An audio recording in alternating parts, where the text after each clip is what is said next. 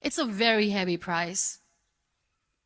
This life is a test and a trial, and tests are trials are never supposed to be easy. So when you're expecting ease from life, and life gives you lemons, then you make the lemonade, and then do not blame life for that, because you were expecting ease from a trial. Trials make you a stronger, better person. And you know how it all began?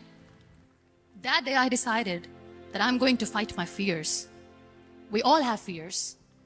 Fear of unknown, fear of known, fear of losing people, fear of losing health, money. We want to excel in career, we want to become famous, we want to get money. We are scared all the time. So I wrote down one by one all those fears. And I decided that I'm going to overcome these fears one at a time. You know what was my biggest fear? Divorce. I couldn't stand this word. I was trying to cling on to this person who didn't want me anymore, but I said no. I have to make it work. But the day I decided that this is nothing but my fear, I liberated myself by setting him free. And I made myself emotionally so strong that the day I got the news that he's getting married, I sent him a text that I'm so happy for you and I wish you all the best. And he knows that I pray for him today. My biggest fear, number 2, was I won't be able to be a mother again. And that was quite devastating for me. But then I realized there are so many children in the world, all they want is acceptance. So there is no point of crying, just go and adopt one. And that's what I did. I gave my name in different organizations, different orphanages. I didn't mention that I'm on a wheelchair, dying to have a child. So I just told them that this is Muniba Mazari and she wants to adopt a boy or girl, whatsoever, but I want to adopt a kid. And I waited patiently. 2 years later, I got this call from a very small city in Pakistan. I got a call and they said, "Are you Muniba Mazari? There is a baby boy and would you like to adopt?" And when I say yes, I could literally feel the labor pain. I said, yes, I am going to adopt him. I am coming to take him home. And when I reached there, the man was sitting and he was looking at me from head to toe. And in back of my head, I kept thinking that, oh my God, he's going to say she's on the wheelchair. She doesn't deserve it. How is she going to take care of him? And I looked at him and I said, do not judge me because I'm on the wheelchair. But you know what he said? He said, I know you will be the best mother of this child.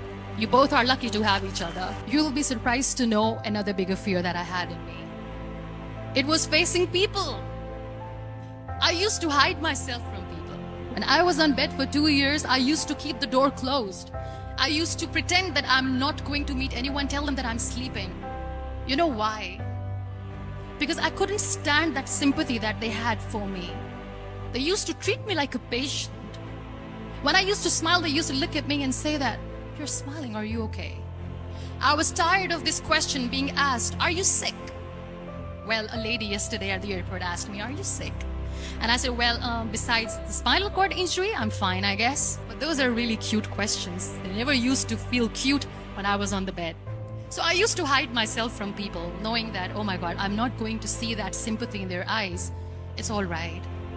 And today I'm here speaking to all these amazing people because I have overcome the fear. You know, when you end up being on the wheelchair, what's the most painful thing?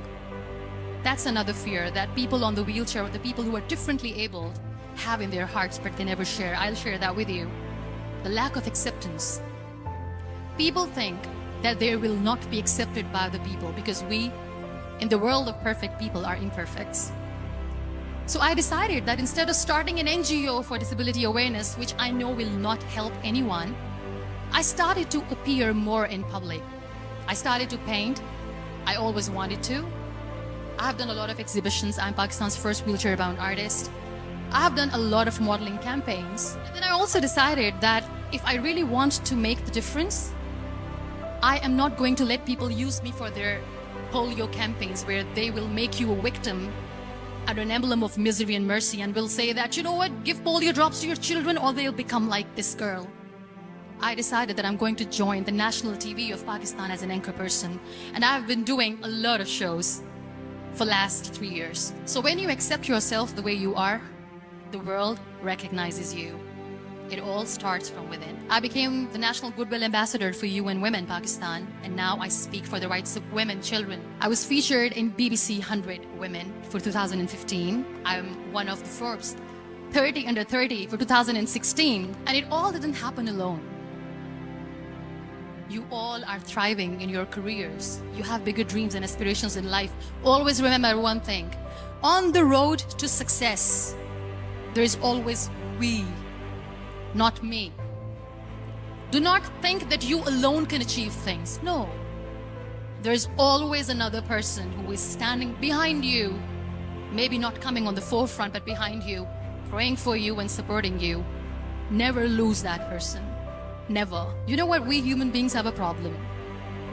Out of many problems, there is one more, and this is self-created one. We always expect ease from life. We have this amazing fantasy about life.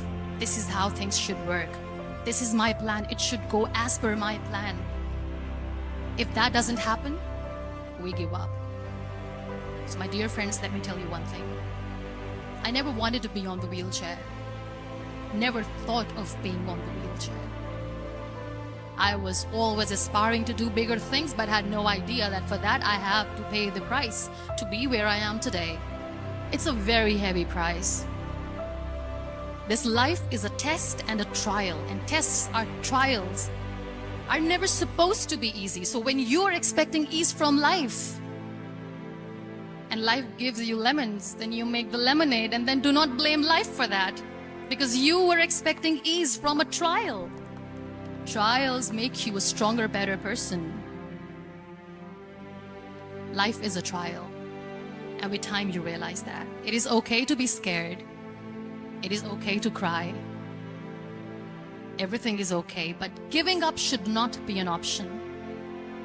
They always say that failure is not an option. Failure should be an option, because when you fail, you get up, and then you fail, and then you get up, and that keeps you going.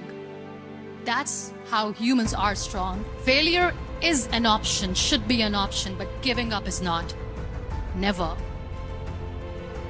We have this thing in minds. We call it perfection.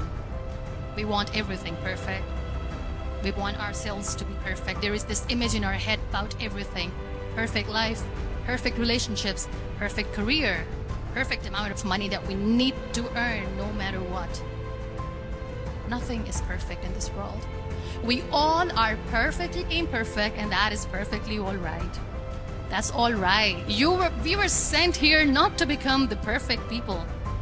Those people who tell you how to look perfect, even those people are imperfect. Trying to fight this fear of looking imperfect. I used to be perfect. I still remember. I got this compliment years ago when I used to walk. Oh my God, look at you. You're fair, you're tall, you're perfect. Look at me now. In all those imperfections, you have to listen to your heart. You don't have to look good for people. You don't have to be perfect just because other people want you to be perfect. If your soul is perfect from within, that's all right. This is all what you want. This is all what you need to be. Our society has made very weird kind of norms to look perfect and great. For men, it's different. For women, it's different. We think too much about what people say. We listen to ourselves too little. You know what makes you perfect? When you make someone smile. You know what makes you perfect? When you try to do something good for the people around you. You know what makes you perfect? When you feel someone's pain. And how beautiful pain is that it connects you with people. No other medium can connect you with others but pain. That's why I always say that I'm in pain, and that's a blessing in disguise for me.